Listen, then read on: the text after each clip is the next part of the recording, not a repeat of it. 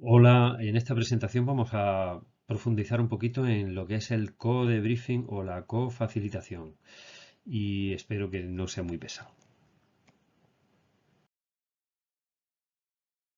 Bien, cuando hablamos de co-debriefing nos estamos refiriendo a que en una sesión de simulación, en el debriefing posterior, se conduce por más de un facilitador, es decir, dos personas, dos instructores, dos profesores, que habitualmente son de diferentes disciplinas, aunque pueden ser de la misma.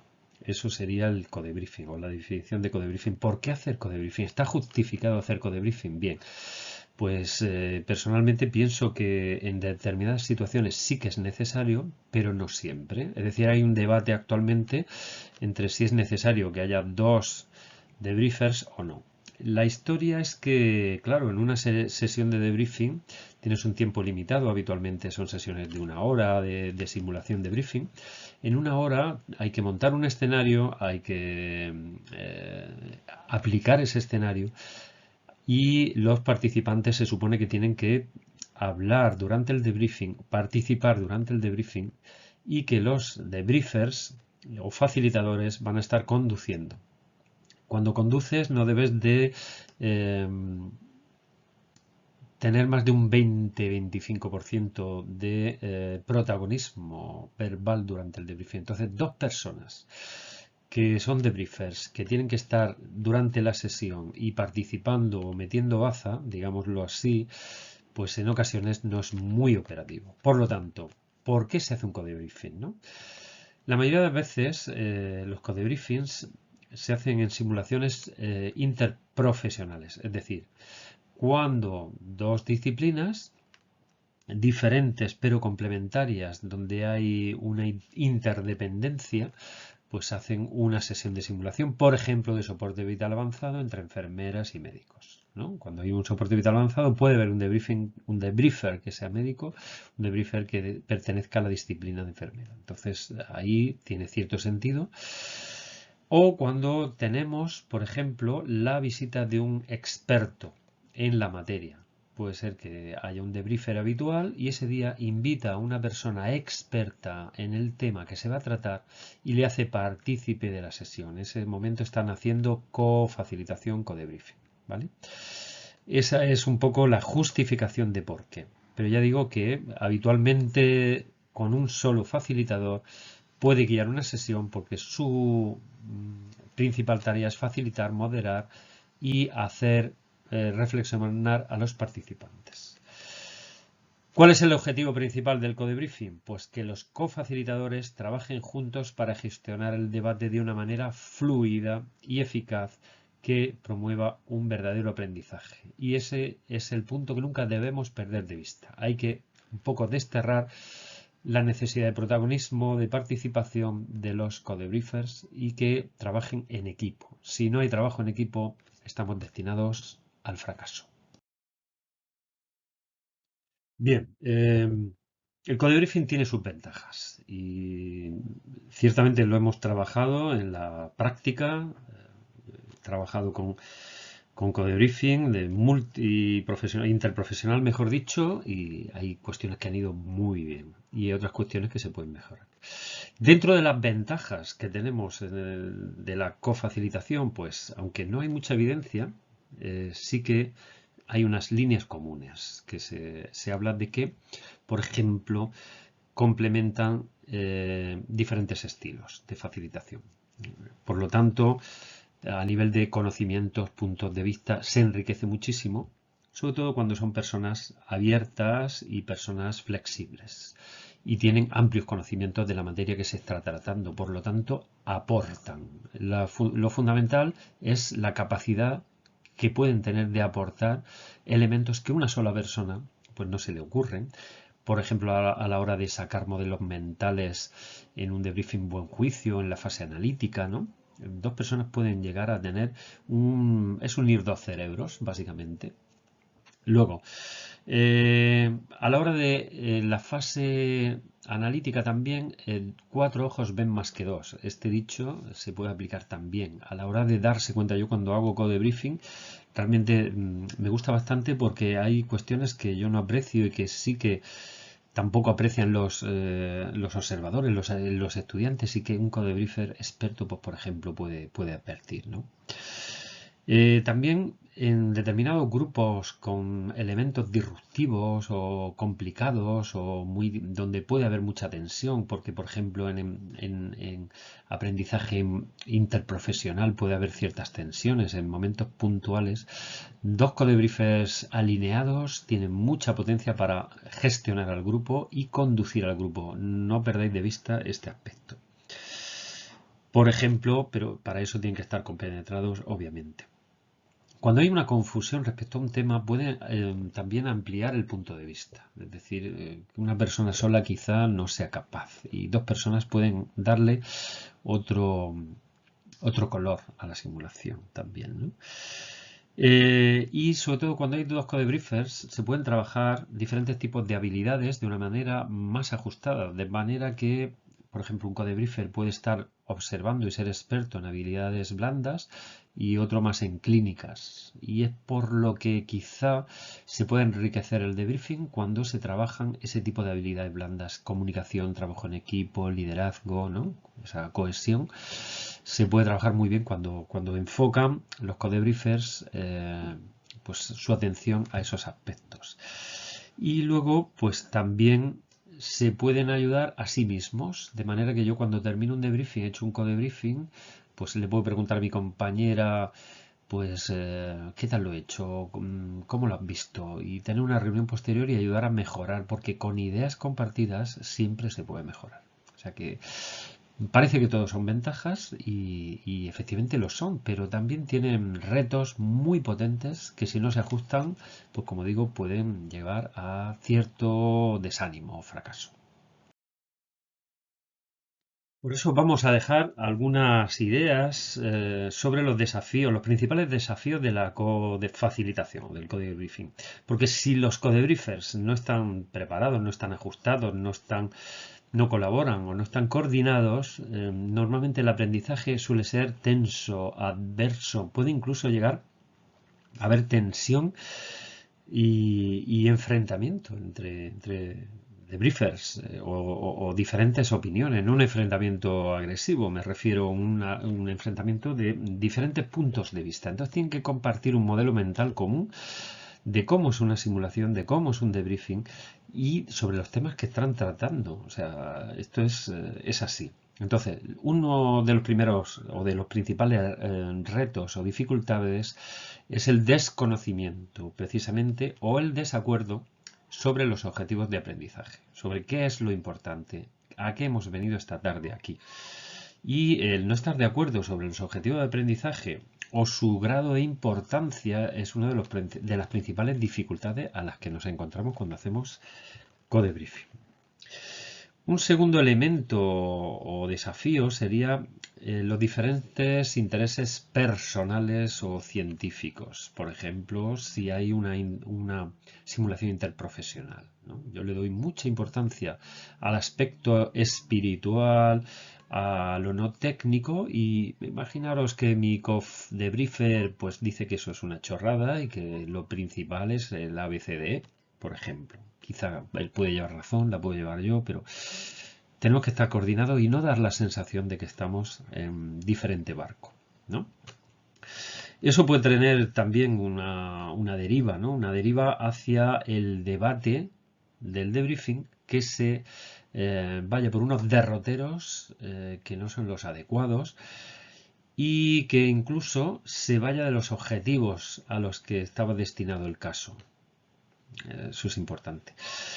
En tercer lugar, puede ser que cuando invitamos a un facilitador experto en una materia y hacemos un determinado estilo de codebriefing, que ahora veremos después, que es el follow the leader, por ejemplo, ahora lo explicaré, pues no dar la oportunidad, no sacar el máximo partido a esa persona, porque no la conocemos bien, porque no sabemos, o el codebriefer que tenemos al lado, no sabemos su área exacta de expertez, ¿no? de experiencia, y no la sabemos aprovechar, y eso es una pena, ¿no? O intentar, por ejemplo, monopolizar el debriefing, la persona que lo está guiando, y no dar oportunidades, ¿no? O no aprovechar al máximo las capacidades de la otra persona, ¿no?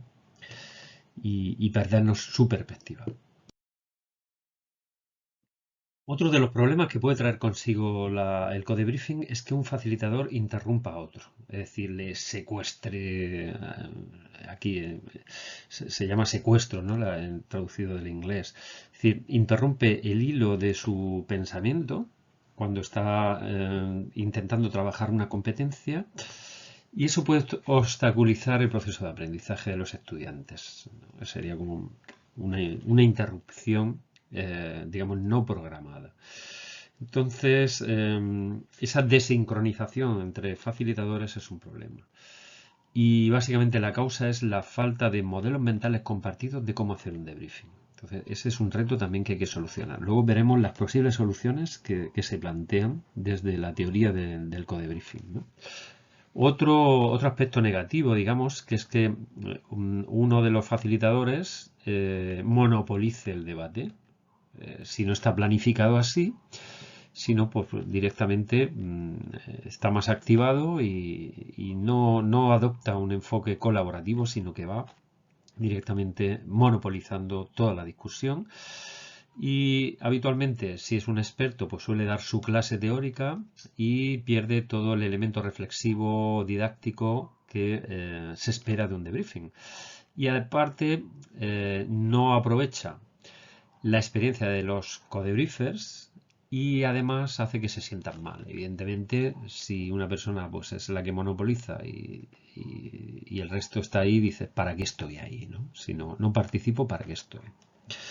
Otra cuestión interesante es cuando hay un debriefing en una simulación interprofesional, que por ejemplo hay dos disciplinas, ¿no? O medicina y enfermería, imaginaros. Entonces el médico solo habla a los médicos y la enfermera solo habla a los enfermeros, ¿no? Es como una separación que no debe de ocurrir.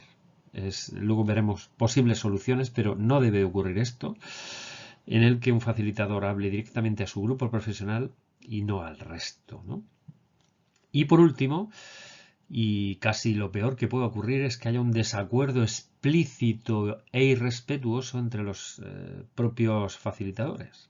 Puede haber, obviamente, un desacuerdo respecto a algún tema que se puede tratar con respeto y se debe previamente haber manejado o previsto que pueda ocurrir que haya un desacuerdo y hay que establecer una manera de cómo abordar ese desacuerdo. Pero cuando hay un desacuerdo abierto entre facilitadores da una muy mala imagen y dificulta el aprendizaje y sobre todo si hay tensión puede dificultar que haya un ambiente psicológicamente seguro donde los participantes van a estar callados y obviamente no van a aprovechar la simulación.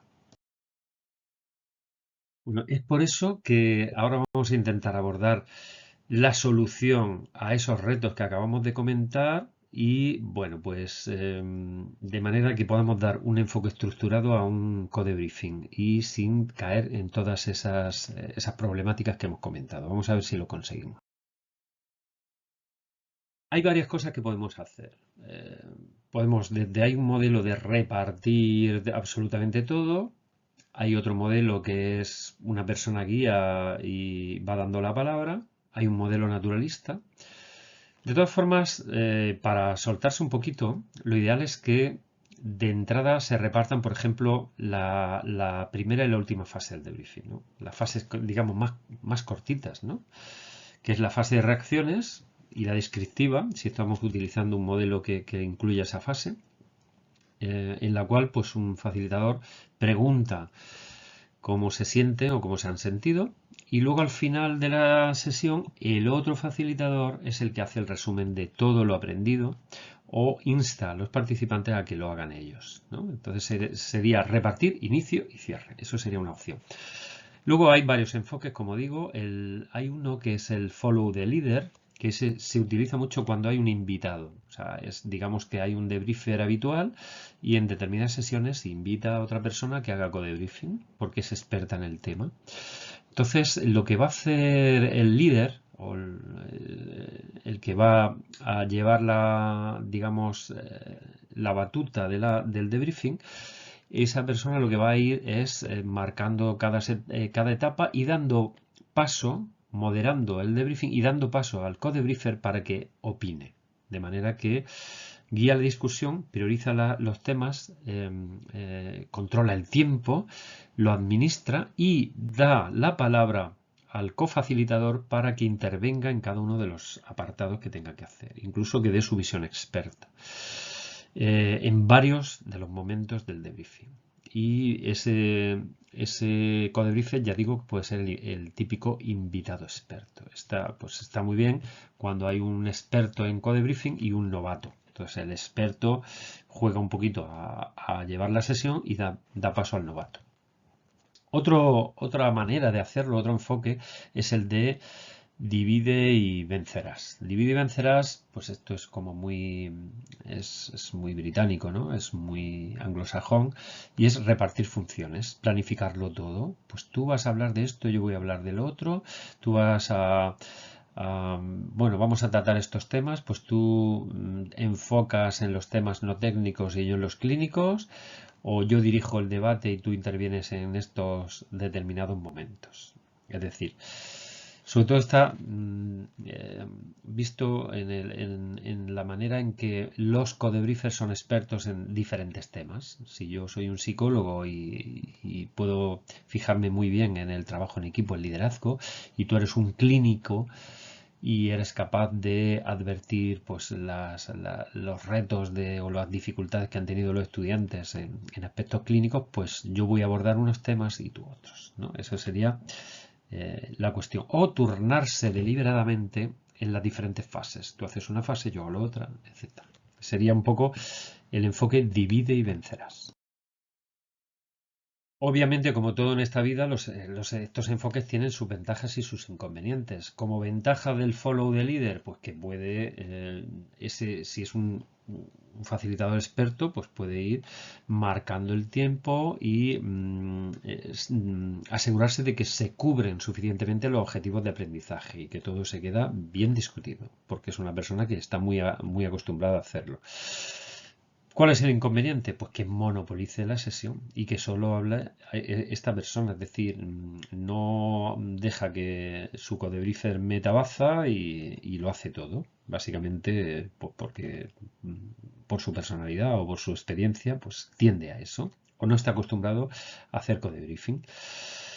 Otro problema de este tipo es que, por ejemplo, una simulación entre médicos y enfermeras, pues que el facilitador líder sea el médico o sea la enfermera y lleve toda la sesión. Y eso de pie a algún estamento profesional a que se sienta mal o se sienta pues que tiene menos relevancia su parte. Entonces hay que tener mucho cuidado, sobre todo cuando se trabaja en interprofesional, para no herir sensibilidades en este sentido. Por lo tanto, pues hay que trabajarse muy bien el codebriefing para que no dé esa sensación o esa percepción de desequilibrio.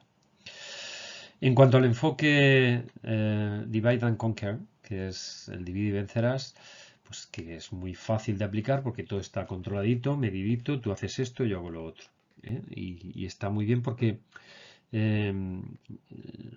ciertamente todo está medido, aunque el reto principal es que las personas que hacen esto tienen que ser muy flexibles porque puede cambiar la orientación de la discusión, del debriefing, puede cambiar en cualquier momento, salir temas emergentes sobre los que no estaban preparados y tienen que abordar cómo se van a dividir o cómo van a improvisar o qué flexibilidad van a tener. ¿Vale? El principal delta es precisamente ese, que se generen nuevos temas emergentes sobre los que no se habían preparado y que tengan que abordarlos. Básicamente que se desvíe del camino. Y también puede ser que en esa división no haya una secuencia lógica a la hora de trabajar el debriefing, que sí que lo haría cuando hay un líder, ¿no? Cuando hay un líder, pues es el que tiene en su cabeza la secuencia lógica de los temas y de lo que se está abordando, y entonces cuando vamos saltando de un debriefer a otro puede que se pierda esa unión que dos cerebros pues pueden romper a diferencia de cuando hay un solo cerebro mandando, ¿no? Digamos. Sobre codebriefing, Adam Chen y colaboradores, ahí está también la doctora Rudolph, Epic, en fin. El caso es que han trabajado muy bien este estilo de debriefing Y ponen como ejemplo, por ejemplo, en un caso de anafilaxia, ¿no? Donde hay objetivos de aprendizaje que son habilidades técnicas y otras habilidades no técnicas. Por ejemplo, las técnicas serían la reconoció, o sea, el reconocimiento, la valoración temprana de anafilaxia y aplicar las guías clínicas de actuación ante anafilaxia. Y luego, como habilidades no técnicas, demostrar sobre todo la adecuada comunicación, sobre todo a la hora de poner el tratamiento, ¿no? Con el doble loop cerrado y también demostrar habilidades de liderazgo, ¿no? Esos serían los objetivos del caso. Cuando se hace una aproximación de code briefing de follow the leader, pues es el facilitador A, digamos, el que va marcando el ritmo y los tiempos y periódicamente le va pidiendo al facilitador B su participación, ¿no? Digamos que esa sería como se ve en la imagen, sería una aproximación. La otra aproximación, divide y vencerás, el facilitador A, por ejemplo, haría eh, o, o trataría las dinámicas de equipo, digamos lo que es las habilidades blandas, o trataría o pondría el foco en la comunicación y el liderazgo, y el facilitador B en los problemas clínicos o en los retos clínicos o en las habilidades clínicas o técnicas.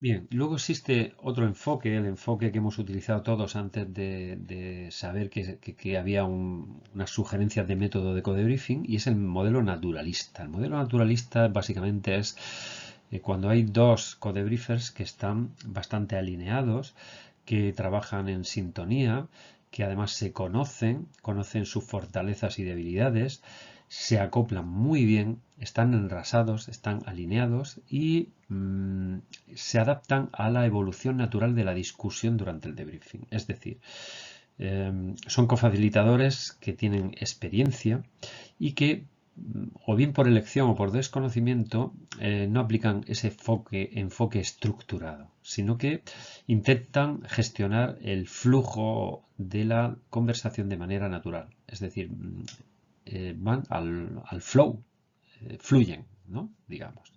Se adaptan activamente a las necesidades de los estudiantes y exploran nuevos temas conforme van saliendo, los temas emergentes. La verdad es que es bastante satisfactorio este método cuando el requisito fundamental es que haya mucha compenetración entre facilitadores y hayan trabajado mucho juntos y se complemente muy muy bien. Como plus, pues dan la sensación de unidad. De hecho, lo ideal es que se sienten al lado y sean como un equipo, como una sola entidad, digamos. Pero el principal problema es precisamente este, que tiene que haber un alto grado de compenetración entre ellos. Pero bueno, es posible, realmente es posible.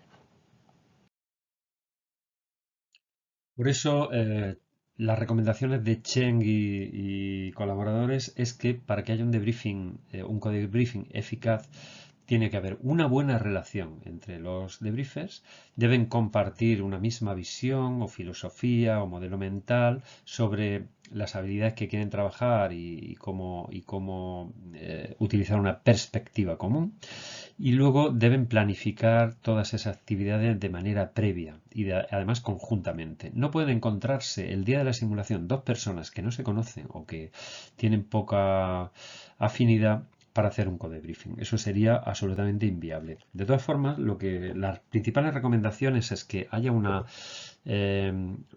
estrategia, digamos, proactiva y que incluya actividades tanto en el pre-briefing como en el debriefing como en el post-debriefing. Vamos a verlas rápidamente.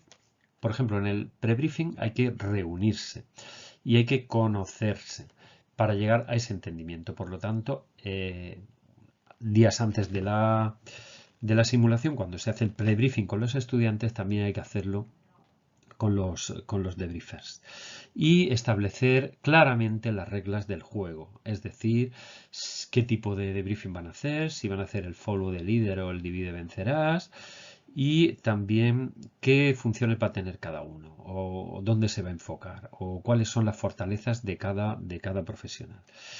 Y sobre todo eso, tú qué es lo que sabes, yo qué es lo que sé y cómo lo vamos a explotar con los estudiantes. Básicamente es eso. Luego, durante el debriefing, es interesante sobre todo utilizar la comunicación no verbal entre los facilitadores, de manera que lo que recomienda es situarse uno enfrente del otro. Yo soy más, lo veo como, o sea, en el ámbito anglosajón lo entiendo, pero en nuestro ámbito lo veo más operativo el sentarse uno al lado del otro, más que enfrente. Lo que pasa es que uno al lado del otro pues se tiene que estar continuamente mirando o manteniendo un contacto visual, ¿no? Pero bueno, lo que recomiendan es uno enfrente del otro y con contacto visual y atentos al lenguaje no verbal de la otra persona por si les quiere señalar algo o si hay cierta incomodidad, pues notarlo, ¿vale? Otra cuestión interesante es continuamente estar escuchando al compañero, reflexionando sobre si lo que voy a decir es correcto, si lo voy a interrumpir o no lo voy a interrumpir y si lo que quiero aportar es pertinente en este momento. Y luego también tener claro que podemos tener una negociación abierta cuando no estamos de acuerdo con algo que ocurre, pero de manera respetuosa. Es decir, si yo me dirijo a mi compañero para sugerirle profundizar en un tema que se ha quedado muy poco explotado, o por ejemplo, si tengo una inquietud sobre algún tema que se está tratando y no lo tenemos planeado, o incluso cuando el mensaje que ha transmitido mi cofacilitador pues no esté claro y yo le pido aclaraciones, ¿no? Entonces esas cuestiones hay que tenerlas muy claras y abordarlas desde el respeto y con negociación abierta. Luego, una vez que ha terminado la simulación, los codebriefers deben hacer su propio debriefing y eso se hace con esa reunión posterior donde hablan y debaten cuestiones que hayan surgido. Por ejemplo, si ha surgido algún problema durante el debriefing con algún estudiante o incluso si hacemos este tipo de reuniones nos va a servir para echar raíces a la hora de trabajar en el futuro juntos. De manera que si todo queda claro, todo queda hablado, luego es más difícil que se produzcan estos problemas de los que hablábamos al principio, ¿no? Si a mí me ha parecido que mi compañera ha hablado demasiado, pues yo se lo voy a decir de manera asertiva cuando después del debriefing, en el post debriefing. Es decir, creo que quizá te has excedido en el tiempo o algo así, ¿no? De manera siempre asertiva. ¿Y qué preguntas nos vamos a hacer? Pues preguntas del tipo que ha ido bien, que se puede mejorar, pues como cuando hacemos un debriefing con los estudiantes. Si ha habido interrupciones, por qué se han producido, cómo la hemos gestionado y si ha habido un desacuerdo franco entre tú y yo, cómo lo hemos resuelto y si no lo hemos resuelto bien, cómo lo podemos resolver bien en el futuro. Esa sería la idea para hacer un codebriefing ajustado a la realidad. Bien, con esto termino esta exposición. Espero que no haya sido muy pesada. Y si estás interesado o interesada en el code briefing, pues puedes ahondar con la bibliografía que hemos recomendado y aparte, pues mandarme un correo que está aquí. Muchas gracias por vuestra atención.